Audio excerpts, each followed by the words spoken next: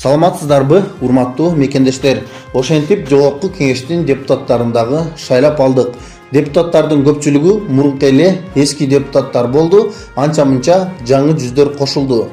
Туугандар, көпчүлүгүңүздөр билсеңиздер керек, бүтүн Кыргызстан партиясынын лидери Адахан Мадумаровду бул шайлоого катыштырбай коюшту. Бирок Адахан Мадумаров айтып жатат: мен капа эмесмин депутат болбогонума, себеби мен мындай депутаттык состав менен депутат болуп жогорку кеңеште отургум келбейт. Булардын бардыгы эле бийлик эмне десе ошону кылып, кол чаап, кнопка басып эле отурганга баратышат. Булардын бир башка кызыкчылыгы жок. Мен булардын бардыгы менен күрөшүп жүрө береминби? Мындай көпчүлүккө мен өзүм туруштук бере албай калат экенмин. Ошондуктан мен депутат болбой эле жакында президенттик шайлоо келатат. Ошондо президенттик шайлоого аттанамын деп жатат туугандар. Адахан Мадумаровго суроо берилди. Ошол президенттик шайлоого дагы сизди катыштырбай койсо эмне кыласыз? Депутаттык шайлоодо деле калдыңыз го, катыштырбай койду эле дегенде Адахан Мадумаров айтып атат: мени булар президенттик шайлоого катыштырбай кое алышпайт, анткени менин толук укугум бар. Мен эч кандай кылмышкер эмесмин, Кыргызстанды саткан эмесмин. Мен дагы эл катары Кыргыздын бир атуулумун. Ошондуктан менин бул жерде толук укугум бар. Аны тепшигенге эч кимге жол бербеймин. Эгерде булар мени катыштырбаймын десе, анда мен дүйнөлүк сотко беремин. Ал жактан дагы жеңип чыгамын деп жатат туугандар. Негизи ушул Адахан Мадумаров дүйнөлүк сотко берсе, анда ал жерден уткан болсо, анда Кыргызстандын аброю төгүлөбү? Ошол жөнүндө ой пикириңизди жазыңыздар туугандар. Ушул Адахан Мадумаров ушул президенттик шайлоого негизи мандатын койгон болсо шайлат белиңер. Адахан Мадумаровдун канчалык ушул утканга шансы бар негизи? Анткени азыр Садыр Жапаров менен Камчыбек Ташиевди колдогон элдер дагы көп. Булардын кылып жаткан иштерин дагы мактагандар бар. Албетте сын таккандар дагы бар. Завод, фабрикалар курулбай атат, жол, үй курабыз деп эле мактанып атышат. Алардын көпчүлүгүн карызга алып эле кылып атышат деген адамдар дагы бар туугандар. Бирок карап көрсөк, мурунку президенттердин бардыгын көргөнбүз. Алар деле карыз алышкан, башка алышкан. Бирок Кыргызстанда азыркыдай мындай өзгөрүштөр болгон эмес экен. Ушул үйлөр, жолдор жана башка ушул армияны жакшы кылышты, чек ара маселелерин чечишти бүтүндөй. Чыгылып көп эле нерселерди мындай жакшы жакка өзгөртүп келе жатат десек болот. Ошондуктан бул жерде Адахан Мадумаровдун канчалык шансы бар негизи? Силер ушул Адахан Мадумаров койгон болсо шайлайт белеңер. Ошол жөнүндө албетте ой пикириңиздерди жазыңыздар. Каналга катталганды дагы унутпаңыздар. Бүтүн Кыргызстан Мадумаров. Урматтуу кесиптештер, мен ар бириңиздерге даректүү суроолорду берем. Себеби бир эле киши универсал болуп бардык маселелерди биле бербейт. Мына жерде көтөрүлгөн конституциялык норма жакшынын шарапаты дейт. Ушу кемпирабаддын маселеси менен жаңы регламентке ээ болуп калдык. Бирок ушул жаңы регламентте 65-беренин 4-пунктунда так даана кескин түрдө жазылып турат. Эл аралык келишимдин конституциялуулугу жөнүндө конституциялык соттун корутундусу сөзсүз керек. Ким бар? Адилет министри барбы? Ким жооп берет? Урматтуу Адахан Кесенбаевич, азыркы регламентте ошо норма бар болсо, ал мурункуда да бар болчу да, Нуржигит Кадырбек эже айтып кетти. Бирок сиздер мынакей ай сайын канча эл аралык келишимдерди ратификацияны өткөрөсүңөр. Ал жерде эч кандай бүт ар бир ошондой закон келгенде Конституционный суд заключение бербейт. Анан регламентте точно так менен азыр жанында жок экен текст. Алардын мыйзамы бар, конституциялык мыйзам бар, Конституционный суд боюнча. Ал жерде жазылып турат, что Конституционный суд дает заключение в случае неопределенности и при наличии обращения деп. Вот жооп ушундай. Анда сабатсыз экенсиз. Азыр дагы бирөөлөргө температура чыгып кетет бул сөздү укканда. Дагы айтам. Ар күнү эле биз мамлекеттик чек араны карап аткан жокпуз комитет. Биз келишимдерди карап атабыз. Бул жерде 65-берене мамлекеттик чек араны өзгөртүү боюнча эл аралык келишимдер жөнүндө кетип барат сөз. Биз биринчи жолу карап атабыз мамлекеттик чек ара жөнүндө. Сиз кимсиз, өзүңүздү тааныштырсаңыз биринчи? Аяз Боетов, министр юстиции. Анда жакшылап окуңуз. Мына жерде императивдүү жазылып турат.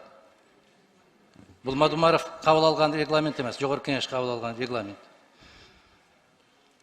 Экинчиден, мыйзамсыз. Азыр карап атканыбыз мыйзамсыз. 1000 жолу кыйкырам, мыйзамсыз. Азыркы карап атканыбыз мыйзамсыз. Бул заман өтөт, башка бийлик келет. Сөзсүз түрдө ушуну караганда менин чындык экендигимди, депутаттардын чындык экендигини 1000% кийин колдойт. 1000% колдойт, эсиңерде болсун. Себеп мыйзамсыз. Муну колу бутту бурап, тийиштүү чечимди кабыл алдырыш деп эсептелинет. Ошол эле 65-чи беренеде турат. Эгерде жогорку кеңеш эл аралык келишимди ратификациялоо жөнүндө маселени кароону кийинкиге калтыруу жөнүндө чечим кабыл алса, мындай чечим жүйөлөштүрүлүүгө тийиш. Жүйөлөштүрүлүү бул конституциянын бузулушу, Нурлан Тургунбекович. Конституциянын одоно түрдө бузулушу. Бул мына регламенттин одоно түрдө бузулушу. Муну мен эске салып коеюн. Жооптуу кишилер кийин жооп бере турган мезгили келет. Экинчиси. Ахан Кисабаевич, жооп берсем болобу? Бериңиз. Биринчиден мен айткандай Конституциялык соттун конституциялык мыйзамы бар. Ал жерде эрежелер белгиленип турат. Обращение болсо, алар беришет деп. Анда кайрылуу болуш керек аларга. Мен ушундай түшүнүп атам. Өкмөт кайрылат. Себеп ушу конституцияны сыйласа, конституцияны өкмөт кайрылат. Демилгечи өкмөт. Бул жерде жогорку кеңеш. Анан юстиция министрлиги негизинен өзүнүн компетенциясынын астында заключение берет. Биз ошолго гана биз беребиз. Андан тышкары чыкпайбыз. Силердики эмес. Анан конституциялык сотту мен өзүм мурункуда да иштегем бир убакытта. Ошол убакытта да мен эсимде заключенияга мындай суроолор келгенде, договорлор. Алар ар дайым позиция ушундай болчу, в случае неопределенности при наличии обращения деген. Анда конституция менен муну мыйзамдан алып ыргытып салгы да бул беренени. Эмне жазып атасыңар? Азыр айтышып атпайбы? Эмне үчүн мыйзам кабыл алабыз деп. Ушун үчүн кабыл алабыз. Аткарылбайт. Мыйзам кабыл алгандан кийин ошонун баардыгы ушундай болот деген сөзүңөргө мен түшүнбөйм. Биздин конституцияда мыйзамда эмес жазылып турат, Камшек Кыдыршаевич. Ар бир кыргыз жараны өзүнүн эркин билдирүүгө пикирин укуктуу деп, эркин билдиргендердин кайда жатканын билесиз. Анын ишенимин өзгөртүүгө басым жасоого тыюу салынат деп басым жасатып атасыңар. Популист болбогула, тигинтпегиле, кыйкырчаак, мындай кылбагыла дегендей. Ар бир жарандын укугу бар буга, конституциялык укугу бар. Кыскасы эми 7-чи беренеде Гавасай дарыясынын табигый агымына тоскоол боло турган гидросооружениялар курулбайт дейт. Мына су. Так, рахмат. Менен сиз суроолоруңузга жооп берейин. Айтып атасыз, регламент бүгүнкү ушул кемпироват келип бактысы ачылып кол коюлуп калды деп. Андай эмес. Давайте ушундай баягы кычы сөздөрдү токтоткула. Регламент сиз кабыл алгансыз, урматтуу депутаттар менен чогуу. Убактысы келди, кол коюлду. Эч кандай бул кемпироваттын бүгүнкү, эртеңки, бүрсүгүнкү тагдырына байланыштуу эмес. Бул регламент кол коюлду, бул мындан кийин дагы иштейт. Нече атам баягы оозго келгенде оттой берген туура эмес бул. Башка бийлик келсе, жооп бересиңер деп эле коркутабыз. Урматтуу туугандар, урматтуу депутаттар, биз жоопкерчиликти алып кетип атабыз. Жоопкерчиликти мыйзамдын чегинде алып, мамлекетибиз үчүн мамлекеттин кызыкчылыгын коргоп кетип атабыз. Жана мамлекеттик кызыкчылыгын мындан ары да коргойбуз. Эч ким жоопкерчиликтен качып, же болбосо башка бийлик келсе, андай болот экен, мындай болот экен деп. Башка бийлик келсе деп коркута берип, качан сүйлөсөңүз башка бийлик келсе деп коркутасыз. Башка бийлик келгенде көрөбүз, Кудайдын пешинеге жазганын көрөбүз. Биз мыйзамдын чегинде элибиздин, журтубуздун, мамлекетибиздин кызыкчылыгы үчүн кетип атабыз. Андан сырткары, жана ушу бардык нерселерди эле өзүңүзгө ылайык кылып эле айта бербестен, урматтуу Адаган Кимсанбаевич, сиз дагы ушу мамлекетте көп жылдан бери өмүр бою мамлекетке ушу айтып, көрүп, билип, кабыл алып келеткен адамдарсыз. Колуңуз менен иш кылбасаңыз дагы, хотя бы тилиңиз менен, оозуңуз менен, акылыңыз менен иш кылып келе атасыз. Так? Эми өзүңүзгө ылайык кылып эле айта бербестен, могул туура эмес жагын айтпайсызбы? По сути айтпайсызбы? Кана айтыңыз. Кемпироват эмнеге биз жаман алмаштырып бирдик? Эмне үчүн Гавасайды биз алдык? Эмне үчүн бул жерди туура эмес алып койдук? Айтың ошо боюнча. Мен даярмын жооп бергенге. Анан жөн эле колуңузду түшүрүп сүйлөңүз. Билесиз, мен колуңузга дагы бир нерсе деп айтып коёмун. Пожалуйста. Колуңузду түшүрүп сүйлөңүз, пожалуйста, сураныз сизден. Анан эми жөн эле эме кыла бербестен суроо бериңиз. Мына урмат депутаттар суроо берип атат. Ар ким өзүнүн оюн билдиргенге укуктуу. Билдириңиздер, айтыңыздар, жооп берейин бардыгына. Эч маселе жок. Бирөөнү тыйып аткан жокпуз. Же сен аз сүйлө, же сен көп сүйлө деген маселе жок. Баарыңыздар регламент негизинде берилип атат. Ал эми эркин билдиргендер каякта отурганын көрүп атасыз деп мага айтып атасыз. Урматтуу Адак Кемсанбаевич, эркин билдиргендер эмес, провокаторлар. Мамлекетке дестабилдүүлүктү алып келебиз. Мамлекетте дагы ызычууга салабыз, бийликти алабыз деп ушул именно бүгүнкү кабыл алып аткан мыйзамдын негизинде ызычуу чыгарабыз дегендерден биз тамырынан кыркып атабыз, мындан ары да кыркабыз. Бул биздин мамлекеттик кызматта отурган адамдын милдети. Мен мамлекетте улуттук коопсуздук мамлекеттик кызматынын жетекчиси катары мамлекетте тополоң болбоону, тынчтыкты сактоону, стабилдүүлүктү кармап турууга милдеттүүмүн. Мен милдетимди так аткарамын. Ошондуктан, урматтуу депутаттар, эгерде мамлекетибизге мындан ары дагы кимдир бирөө бүлүк салгысы келсе, бул тышкы душман болобу, ички душман болобу? Биз толук бойдон мамлекет тарабынан чара көрүүгө милдеттүүбүз. Мына ошол мамлекеттик кызматкерлер өзүнүн милдетин так аткарбай жүрүп, мамлекетибизде 3 жолу переворот болду. 3 жолу бийлик күтүүсүздөн алмашты. Мындан ары бийлигибиздин бардыгы сиздер кабыл алган мыйзамдын чегинде, конституциянын негизинде алмашканга биз шарт түзүп беребиз. Кудай буйрса. Рахмат. Рахмат, Садыр Нуркожоевич. Урматтуу президент сөз сурап атат. 6-чы микрофон. Нурлан Тургунбекович, мен 22 жол таблода жазылдым эле, 50-ге секирип кетиптир да, балдар карап койсунчу компьютерде.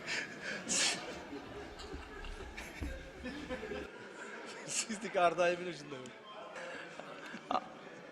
Андай болушу мүмкүн эмес, аппарат карап коюңуздар. 5-чы микрофон. Бүтін Кыргызстан Мадумаров. Процедуралық мәселе. Процедуралық. Нурлан Тургунбекович, сіз депутаттардың аберіне шек келтірген учурда тыйып коюшуңузду суранам. Регламент боюнча. Бұл бир. Экинчиден, мен моомду алып көрсөтүп атканда Нурлан Тургунбекович далилдеп бериңиз деп атам. Мен сизге кайрылдым. 10 мүнөттүк фракциянын убактысы бар. Мен ошондо айтам деп сүйлөп атам. Кээ бир жактарга колумду көрсөтүп сүйлөөнүн өзү да кол үчүн харам болуп калат. Мен тек гана мына колду көтөргөндө айтып атам. Далилдеп бериңиз төрага, 10 мүнөттүк убактым бар, ошондо сүйлөйм деп атам мен. Бардык нерседен кара нерсени көрө бербегиле.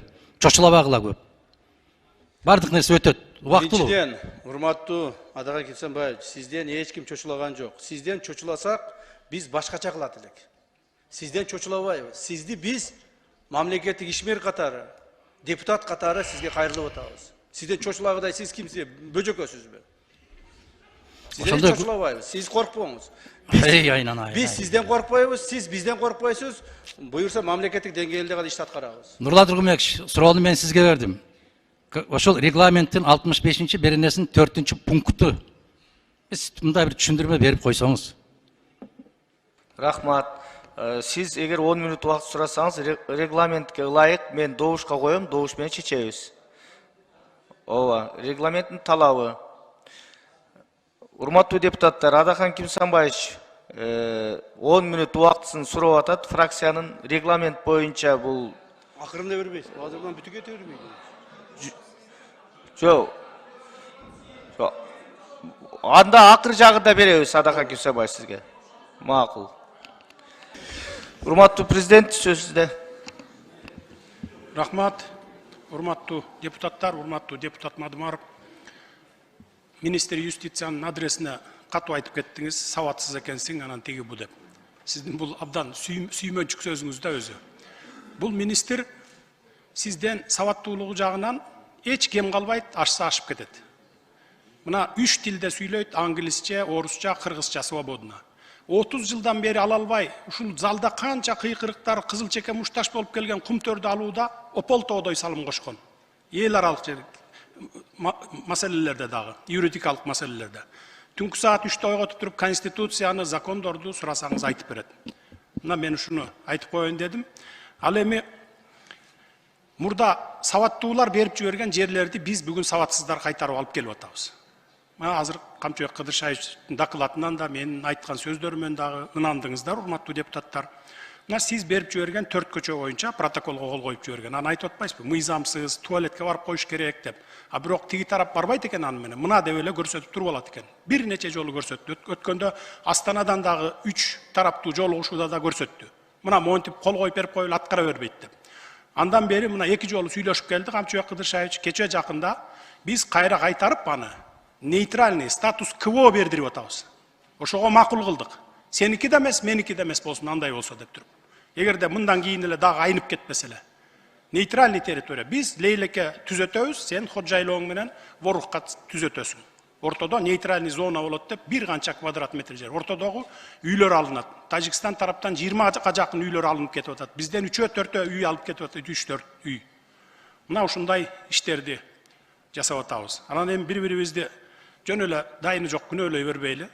Сен саватсызсың, мен саваттуумун дебейли. Көрүп жүрөбүз саваттуулар кандай иштерди жасагандарын. Рахмат.